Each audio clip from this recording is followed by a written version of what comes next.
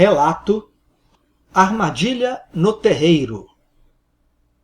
Autor Pablo de Salamanca. O centro estava ficando cheio, naquele dia em que se realizava uma sessão de pretos velhos. Cerca de 100 pessoas seriam atendidas e alguns consulentes já saíam do salão de trabalhos, pois, tendo chegado cedo, haviam sido os primeiros a assinar a lista de consultas. Uns se dirigiam à cantina, de modo a fazerem um lanche, enquanto outros preferiam retornar às suas casas, pois outros afazeres, certamente, os esperavam. No entanto, uma senhora, ao sair do terreiro, logo após a sua consulta com um preto velho, parou em frente a um cambono que tomava conta da entrada do salão. Ela disse que precisava confessar algo. Afirmou que uma força irresistível a impelia a contar o que havia realizado. Tendo ouvido isso, o cambono conduziu a senhora para um canto mais reservado. Ela, então, revelou que estivera ali, a pedido de uma pessoa, para inventar histórias e problemas ao pai Manuel, que se manifestava através do médium Sérvio, nome fictício. A mulher estava arrependida de aceitar aquela proposta e de ter ocupado uma entidade com mentiras. Espantado com o fato, o cambono indagou quem havia estimulado a promover aquela farsa. A mulher disse que Samara, sua amiga e médium antiga daquele centro umbandista, havia lhe contado que Sérvio fingia a incorporação. Por isso, Samara queria desmascará-lo através de uma falsa consulta onde ficaria evidente o suposto fingimento de Sérvio. Aqui faço um parênteses neste texto para lembrar que Samara é a mesma médium que citei no relato A Atenção do Exu Caveira, e que o nome dela também é fictício. O objetivo deste conteúdo não é execrar publicamente ninguém, mas sim mostrar uma atitude negativa que deve ser evitada por qualquer umbandista.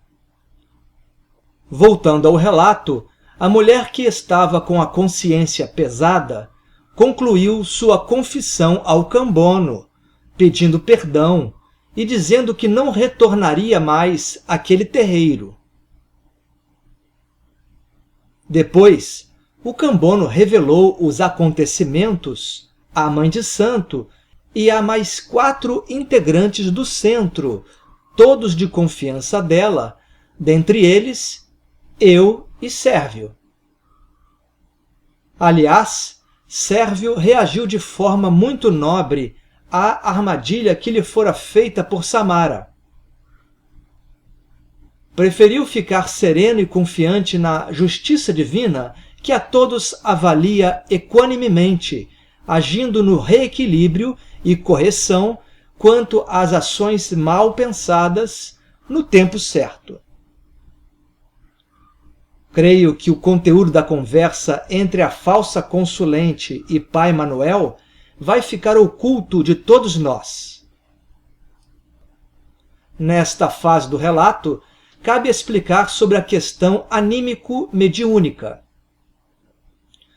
Os médiuns que estudam ao menos um pouco sabem que durante uma incorporação ocorre sempre uma participação do indivíduo incorporante.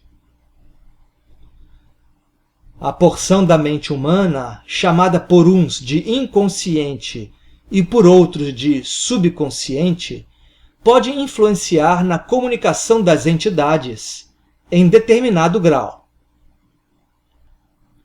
Isso é denominado animismo, ou seja, há uma contribuição da alma do médium, anima, do latim alma, nas orientações transmitidas. Isto é mais intenso nos dias de hoje, quando a grande maioria dos médiums trabalha através de incorporações mais leves, mantendo um grau significativo de lucidez durante as manifestações mediúnicas. Ou seja, a interferência da mente humana tende a ser maior.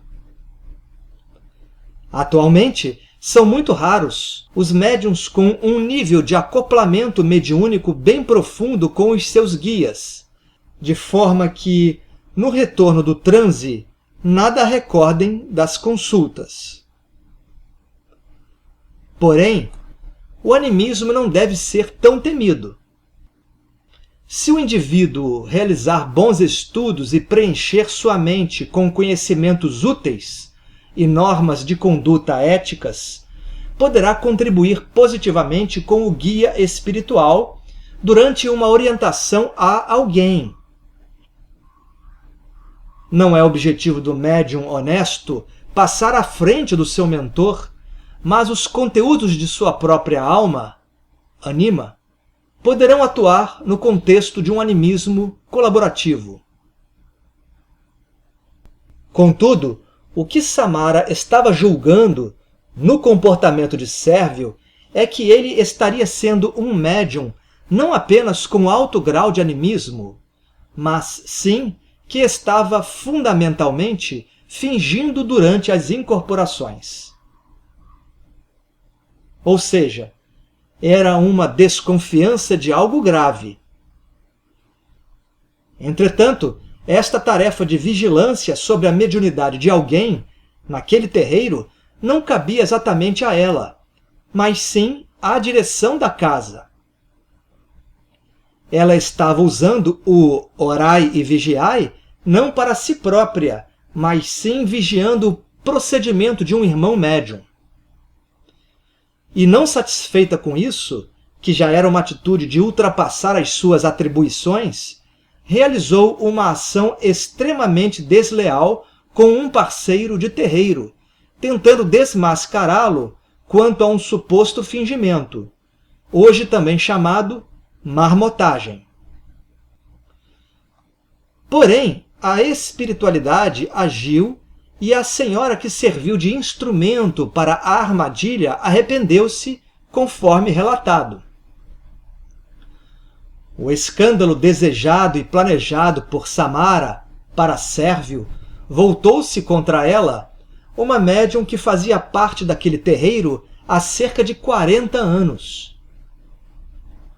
O que ela havia aprendido em todo aquele período? Havia se tornado um ser humano melhor? Parece que não. Numa tentativa de elucidar melhor este caso, assinalo que Samara me segredou, numa conversa informal anterior, que sempre teve um grande desejo de trabalhar com a preta velha dela, dando consultas. Sua atitude contra Sérvio apenas evidenciou uma espécie de inveja mediúnica. Ela gostaria de estar no lugar de Sérvio, trabalhando com as santas almas benditas. No entanto, para isso, o médium precisa ter essa missão específica. Não é uma questão de querer individual. Além disso, o médium que vai trabalhar com um vovô ou vovó precisa ter traços de caráter próximos da humildade, paciência e amor dos pretos velhos. E isso, infelizmente, ainda não estava no coração de Samara. Termino este relato, que é um alerta para todos nós, médiuns umbandistas. A nossa religião, bem como qualquer outra, tem a função básica de nos ajudar a sermos indivíduos mais solidários e com maior capacidade de amar. Não estamos aqui, encarnados, para mantermos os velhos hábitos de julgarmos ao semelhante, de apontarmos suas falhas, enquanto agimos no dia a dia com obscuridade. Precisamos, fundamentalmente, melhorarmos a nossa própria essência. Salve as almas!